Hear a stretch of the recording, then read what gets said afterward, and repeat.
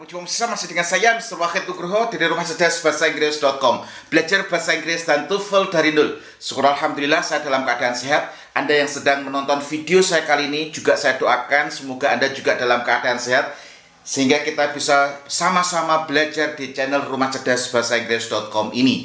Dalam kesempatan hari ini saya ingin melanjutkan materi saya sebelumnya, yakni belajar bahasa Inggris dan TOEFL dari nol. Belajar bahasa Inggris dan TOEFL dari nol ini, di video sebelumnya saya sudah mengajarkan kepada Anda tentang konsep belajar bahasa. Sebelum saya lanjutkan ke materi selanjutnya, saya ingin review sedikit konsep belajar bahasa atau English Learning Concept. Di situ dibagi menjadi dua. Yang pertama adalah statement, yang kedua adalah question. Statement adalah pernyataan, question itu adalah pertanyaan. Statement di situ dibagi menjadi dua. Yang pertama adalah active sentence, yang kedua adalah passive sentence. Active sentence di situ adalah apabila subjeknya melakukan aktivitas. Kalau passive sentence di situ subjeknya dikenai aktivitas. Kemudian yang kedua di situ question. Question ada tiga. Dalam bahasa Inggris question itu ada tiga. Yang pertama adalah yes or no question. Yes or no question itu adalah pertanyaan yang membutuhkan jawaban yes or no. Yang kedua adalah WH question, untuk menanyakan secara spesifik siapa, di mana, seperti who, where, when, how, why, and so on. And then the last is that question. That question is short question in the end of sentence which is used to clarify the speaker. Jadi bentuk pertanyaan pendek yang berada di akhir kalimat, tujuannya adalah untuk meminta klarifikasi atau meminta penegasan. Oke, dalam kesempatan video kali ini saya akan melanjutkan ke materi selanjutnya. Di sini kita akan belajar tentang kalimat ya, kalimat. Dan sebelum saya melanjutkan materi saya ingin menyampaikan satu quote kuantum cerdas. Quote kuantum cerdas atau kuantum cerdas quote ya di sini. Di sini kita harus punya keyakinan. Kita harus punya keyakinan dalam otak kita bahwasanya tidak ada otak yang baik atau buruk. Saya ulangi lagi, yang ada di rumah jangan hanya nonton tapi tirukan. Tidak ada otak yang baik atau buruk. Yang ada hanyalah otak yang terlatih atau tidak terlatih. Saya ulangi lagi. Tidak ada otak yang baik atau buruk. Yang ada hanyalah otak yang terlatih atau tidak terlatih. Ketika Anda terampil, Anda bisa menganalisis TOEFL dengan baik, Anda bisa mengerjakan TOEFL dengan cepat dan tepat, berarti Anda sudah belajar dan melatih otak Anda. Tapi sebaliknya, ketika Anda sedikit mengalami kesulitan atau bingung dengan TOEFL, berarti Anda belum melatih dengan maksimal otak Anda. Maka dari itu, kita harus berkeyakinan tidak ada otak yang baik atau buruk, karena Allah tidak mungkin memberikan produk gagal kepada kita, tapi kewajiban kita untuk melatih. Jadi yang ada hanyalah otak yang terlatih atau tidak terlatih. Itu adalah quote pada video kali ini. Oke, mari kita lanjutkan. Sebelum saya bahas 3 soal yang ada di papan ini sebenarnya konsepnya sangat mudah. Konsepnya bagaimana? Sangat mudah ketika Anda tahu ilmunya. Di sini ini video materi ini sudah saya tulis di buku konsep belajar TOEFL dari nol. Jika Anda pengen belajar lebih spesifik, lebih lengkap, Anda bisa belajar di konsep belajar TOEFL dari nol. Oke, sekarang kita akan belajar. Yang perlu Bapak Ibu ketahui bahwasanya dalam menyusun kalimat itu tidak akan lepas dari subject, verb, object, adverb. Jadi sepanjang apapun kalimatnya, itu tidak akan lepas dari subject, verb, object, adverb. Ini sekomplikated apapun kalimatnya, serumit apapun kalimatnya, tidak akan lepas dari subject, verb, object, adverb. Dan perlu Bapak Ibu ketahui, sebelum di depannya verb ini mesti subject, di belakangnya verb mesti object. Jadi di depannya verb ini mesti subject, di belakangnya verb ini mesti object. Kalau adverb ini bisa berada di depan, bisa berada di tengah, bisa berada di akhir. Ini polanya Anda harus tahu. Oke, ini sederhananya.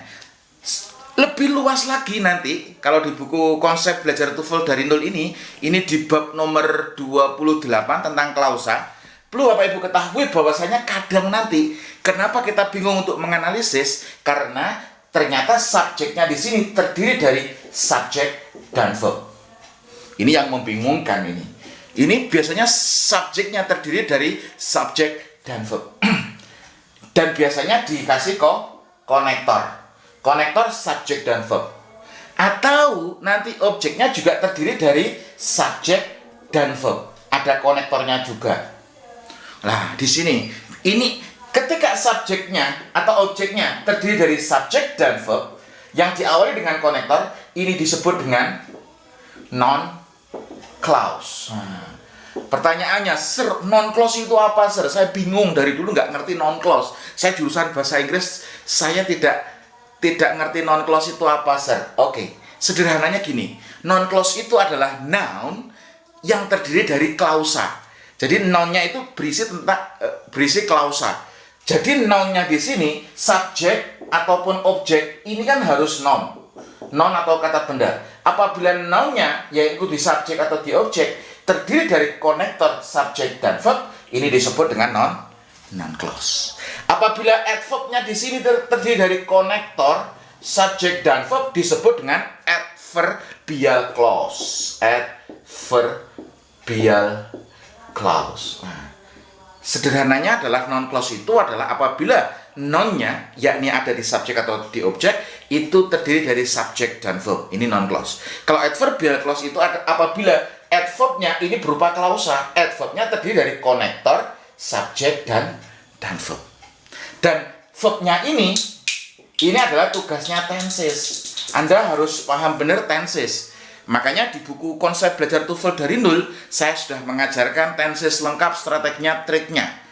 Dan ini original, saya buat konsepnya. Anda dengan cepat Anda bisa menguasai 16 tenses kurang lebih 15 menit dengan metode kuantum cerdas. Nah, ini. Kemudian yang ketiga di situ ada adjective clause. Adjective clause itu, adjektif itu sifat dasarnya adalah menjelaskan noun. Jadi nanti adjective clause itu berada di, kalau nggak di subjek, di objek untuk menjelaskan kata benda. Adjektif yang berupa klausa disebut dengan adjective clause. Sederhananya gitu ya. Untuk membahas ini sebenarnya sangat mudah. Kita harus mengetahui dulu mana subjeknya, mana verbnya, mana objeknya. Oke. Untuk menyingkat waktu, perlu Bapak Ibu ketahui bahwasanya subjek itu dibagi menjadi 7. How many subjects in English? Repeat after me. How many subjects in English? Answer. There are 7 subjects in English. How many subjects in English? There are 7 subjects in English. Oke, yang di rumah meskipun Anda tidak berada di depan saya, Anda harus juga mengingatkan atau mengulang, Anda harus juga mengulang. Kenapa? Karena sistem belajar yang mengajarkan siswanya untuk datang, duduk, mendengarkan, dan mencatat, ini adalah sistem pembelajaran yang kurang tepat. Yang tepat adalah Anda diminta untuk terlibat terus dalam proses belajar, sehingga otak Anda nyetrum terus, sehingga Anda lebih mudah untuk belajar. Ini yang disebut dengan metode kuantum cerdas. Ya, di sini, subject di sini. How many subjects in English? Answer. There are 7 subjects in English.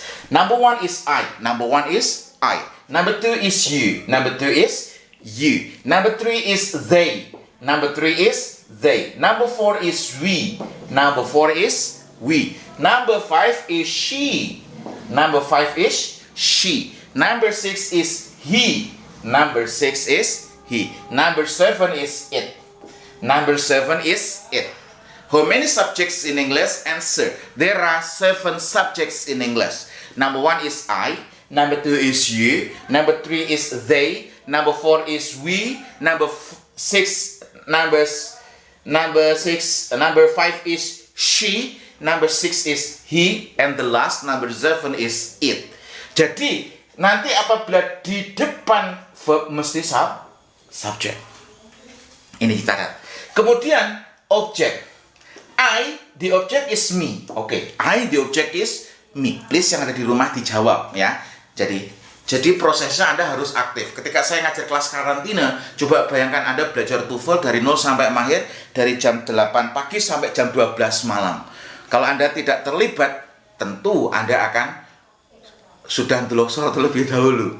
Tapi Alhamdulillah selama saya mengadakan kelas karantina, itu selalu full dan dan waktunya bisa mereka semangat dalam belajar. Dan alhamdulillah banyak yang sudah lolos. Targetnya berapa sir? 500, dia bisa goal 550, 530. Tapi sementara karena masa pandemi, saya tidak mengadakan kelas karantina. Terakhir 14 Maret kemarin. Tapi seluruh materi karantina sudah saya masukkan ke buku konsep belajar TOEFL dari nol. Ini ada materinya plus pembahasannya. Begitu juga belajar listening TOEFL dari nol.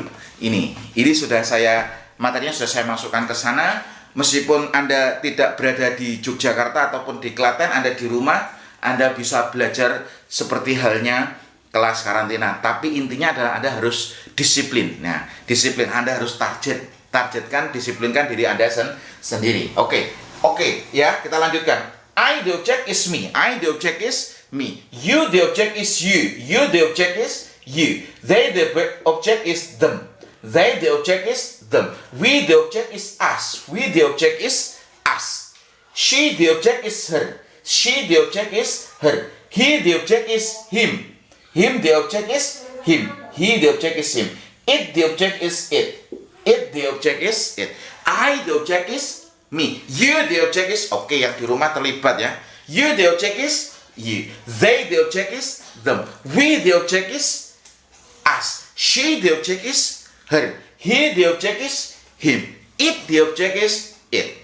Oke, Anda harus benar-benar hafal di sini. Jadi di depan verb ini mesti subjek, di belakang verb mesti objeknya. Oke, repeat after me. Visit, mengunjungi. Oke, ini metode kuantum cerdas yang saya bocorkan kepada Anda ya. Visit, mengunjungi. Mengunjungi, visit. Oke, say in English. Saya mengunjungimu. I visit you. Kamu mengunjungiku. You visit me. Gak boleh kamu mengatakan you visit I. Salah. Mereka mengunjungi kita. They visit us. Tidak boleh Anda mengatakan they visit we. Kenapa? Karena Anda harus clear subjek sama objeknya. Oke, kita mengunjungi mereka. We visit them. Tidak boleh Anda mengatakan we visit they. Salah. Dia laki-laki mengunjungi mereka. Karena ini simple present, apabila she, he, it harus ditambahkan s atau es. Oke, she visits mereka, them. Oke, dia laki-laki mengunjungi kita. He visits kita, us. Gak boleh we. Oke, what is the meaning of mengunjungi in English? Visit. Oke. Invite, mengundang. Invite, mengundang. Oke, kita belajar ini grammar, ini vocab, latihan ngomong terus. Ini training kuantum cerdas seperti itu. Jadi kita belajar grammar, speaking, vocabulary in one time, dalam satu waktu ya. Oke, repeat after me. Invite, mengundang. Oke, mengundang, invite. Saya mengundangmu. Say in English.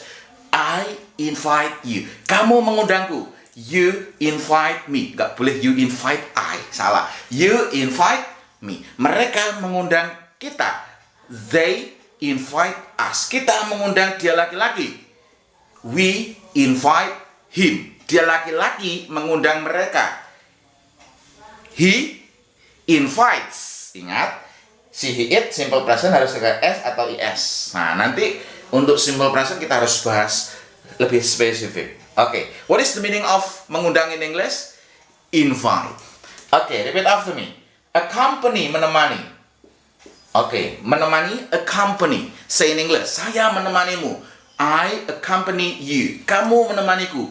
You accompany me. Mereka menemani kita. They accompany us. Kita menemani mereka. We accompany them. What is the meaning of menemani in English? Accompany. What is the meaning of mengundang in English? Mengundang? Oke, mengundang invite. What is the meaning of mengunjungi in English? Mengunjungi is visit. Ini tekniknya yang saya ajarkan, teknik kuantum cerdas. Ini sudah saya ajarkan di buku pertama saya, konsep belajar TOEFL dari nol.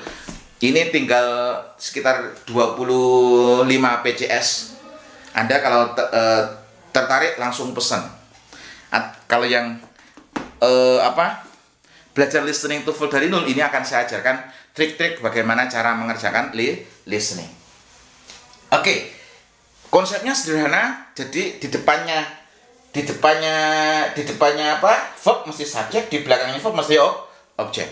Oke, sederhana. Kita langsung bahas soal nomor 1 ya.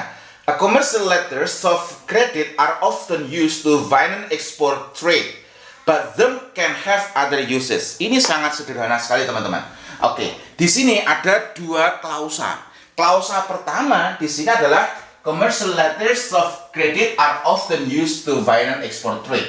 Ini adalah klausa pertama. Klausa kedua di sini, but them can have other uses. Ini adalah klausa kedua. Nah, di sini ada konektornya. Can have ini adalah verbnya. Can have itu apa? Verbnya. Seperti yang saya jelaskan tadi, di depannya verb mesti subjek. Nah, di sini yang salah yang C. Harusnya nggak boleh them, tapi they. Ya toh? Mudah bukan? They can have other uses. Dia bisa menggunakan penggunaan.